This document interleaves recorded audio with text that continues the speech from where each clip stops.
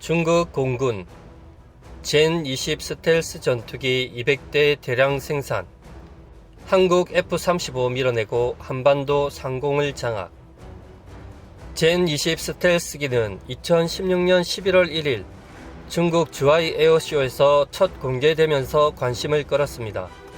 당시 중국 언론은 J-22, 미국의 F-22에 대적할 수 있는 유일한 스텔스기라고 대서특필을 하며 에어쇼를 진행했는데, 당시 에어쇼에서 젠20을 생산하는 중국 항공공업그룹 회장은 중국의 항공 기술이 이제 세계 2위라며 미국과 견줄 수 있다고 공개 선언을 하는 등 난리도 아니었습니다.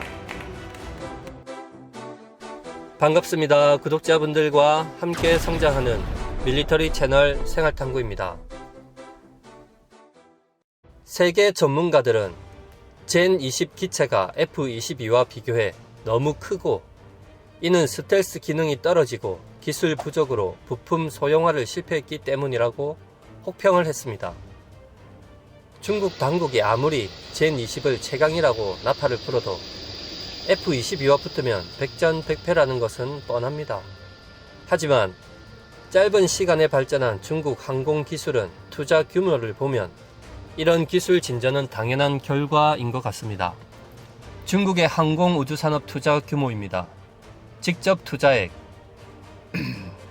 항공우주산업 종사자 210만 명, 중국 내 시장 규모 하나 134조 원, 입이 떡 벌어지는 규모이긴 합니다. 비록 짝퉁 기술이라는 논란이 많지만 이런 시도 자체가 기술 축적으로 흐르는 건 무시할 수 없죠. 그런데 젠20이 미국의 F-35와 F-22 다음으로 전력화된 세계 세 번째 하이급 5세대 스텔스 전투기이지만 짝퉁 기술의 한계는 처음 공개된 이후 3년 안에 100대를 생산하는 계획에서 레이더 문제와 엔진 문제로 추가 생산은 지연되었고, 젠20이 처음 공개된 직후 J-10 전투기의 시험 비행에서 추락해 여군 조종사 위씨가 사망했고, 2015년에도 한 대가 추락, 2016년에는 9월 엔진 고장으로 한 대가 추락하였고, 12월에는 제농7 전폭기가 훈련 중 추락하였습니다. 또한 함재기로 개발된 젠15까지 추락하여 조종사가 숨지면서 J계열 항공기들의 기술 결함 의혹은 중국 내에서도 심각하게 생각하고 있습니다. 특히 젠20 스텔스기의 자체 개발 엔진은 기술적 한계와 관련해 지금도 꾸준히 문제가 제기되고 있는 상황입니다. 이렇게 대충 J계열 항공기들의 문제는 잊혀지는가 했는데, 2018년 9월 5일 중국은 젠20의 대량 생산을 발표했습니다. 이는 곧 한국과 일본에 배치되는 F-35와 정면 승부를 펼치겠다는 건데, 일단 한국과 일본의 F-35A 도입 수량부터 확인하겠습니다. 한국과 일본 F-35A 도입 계획: 한국 1, 2차 60대, 일본 1, 2차 106대. 참고로 젠20이 공개된 직후 미국은 아태 지역 제공권에 균형이 깨질 것을 염두하고 미리 한일 양국에 F-35A를 지속적으로 로비해왔습니다. 중국 젠20 스텔스 전투기 개발과 시행착오. 젠20 스텔스 전투기를 중국이 F-22와 맞먹는다고 설레발을 치고 있지만, 얼마 전 인도는 지상 레이더로 젠20을 포착했다는 소식을 전하면서 젠20은 스텔스가 안된다는 주장을 폈었고, 러시아는 수호이 30에 탑재된 레이더에도 포착되었다고 주장하면서 젠20의 스텔스성은 매우 허접한 수준이라고 밝혔습니다. 조기 경보기 레이더의 작은 점 정도로 포착되는 건 몰라도 적 전투기 레이더에 포착될 정도라면 스텔스 전투기가 아니죠. 그런데 젠20의 엔진 문제는 더 심각합니다. 5세대 스텔스기라면 슈퍼 크루징이 가능한 대출력 엔진의 확보는 필수입니다. 참고, 슈퍼 크루징이란 애프터버너를 켜지 않고 초음속으로 비행하는 것으로 연료의 과다한 소모 없이 초음속의 속도를 순항할 수 있는 능력을 말합니다. 즉, 전투 효율과 운동성에 관계없이 최대한 전력을 빠른 시간 안에 원하는 장소에 도달하도록 하는 기동력 향상을 의미하죠. 그리고 애프터버너는 전투기가 높은 속도를 내야 할 때 뒤에서 불꽃을 내뿜으면서 가속을 하던 걸 말합니다. 단 이때 큰 소음이 발생하므로 스텔스 전투기는 애프터버너를 사용하지 않고 초음속으로 비행하는 슈퍼 크루징 기술이 중요하죠.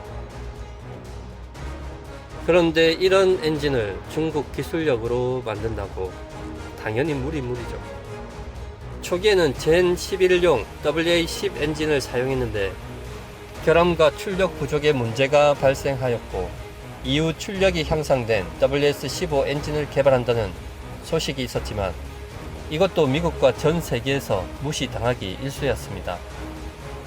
그런데 2018년 9월 중국은 갑자기 젠 20을 대량 생산하겠다고 밝혔는데 이는 어느 정도 엔진 문제를 해결했다는 뜻이기도 합니다. 중국이 함정을 붕어빵 찍어내듯 젠 20을 찍어내는 건 시간 문제라는 의미이기도 하죠. 일단 중국이 젠 20을 대량 생산한다면 지금 현재 한국의 F-35A 40대와 일본 42대를 비롯해 추가 도입 물량과 주일 미군 물량까지 감안해 중국은 아태 지역에 배치될 F-35A 물량보다 많은 최소한 200대 가량은 뽑아내 실전 배치할 것으로 예상됩니다. 또한 젠 20 배치 부대를 그동안 비공개로 했지만 이번에 공개한 것을 보면 상당한 기술 진전이 있었던 걸 암시합니다. 이는 산둥성 기지에서 한반도 주변 상공에 직접 투입이 가능하며 공중급유와 보조연료 탱크 없이 일본 대부분 지역도 작전 반경에 두게 됩니다. 즉 공중급유를 하면 북태평양 진출이 가능하고 동중국해와 남중국해까지 중국의 견고한 방어망이 만들어지게 되죠. 이렇게 되면 젠 20도 중국의 신규 함정들처럼 대량 생산을 먼저 하여 양적 우위를 달성하고 향후 개량에 들어가게 될 것입니다. 한일이 절대 연합할 수 없겠지만 양국의 F-35A를 합쳐도 겨우 100여 기 정도밖에 안 됩니다. 현재로는. 당장은 미군의 잽도 안 되는 중국 공군력이지만 전문가들의 예상보다 10년이나 빨리 등장시킨 중국의 저력이라면 향후 지속적 투자로 젠 20의 스텔스성과 레이더, 엔진의 꾸준한 개량으로 미국의 5세대기에 근접할 가능성도 무시 못할 겁니다. 젠 20은 어차피 중국이 2050년까지 내다보고 개발했기 때문에 향후 30년간 그 가능성은 충분하고 한국도 대비해야 될 것입니다. 그나마 다행인 것은 산둥 주변 기지에만 최소 200기 이상 배치하는 문제는 중국도 상당한 경제적 부담을 안아야 한다는 점입니다. 중국 젠 20 스텔스 전투기 폭풍 대량 생산과 압도적 물량. 젠 20이 등장했던 초기와 다르게 최근 세계 군사 전문가들의 평가는 젠 20이 F-22와 비교해 모든 면에서 성능은 떨어지지만 최근 중국의 기술 발전은 F-22도 젠 20을 가볍게 무시할 수 있는 수준은 아니다라는 평가를 다시 내놓고 있습니다. 또한 한국과 일본은 젠 20의 실전 배치와 개량으로 어쩔 수 없이 공군력과 대공망 확충이 추가로 필요하게 됩니다. 이는 결과적으로 중국과 비교해 적은 국방 예산으로 당장 전략적으로 필요한 전력 확충에 드는 비용을 줄어들게 만들고 경제적 부담을 가중시키는 악순환을 만들게 되죠.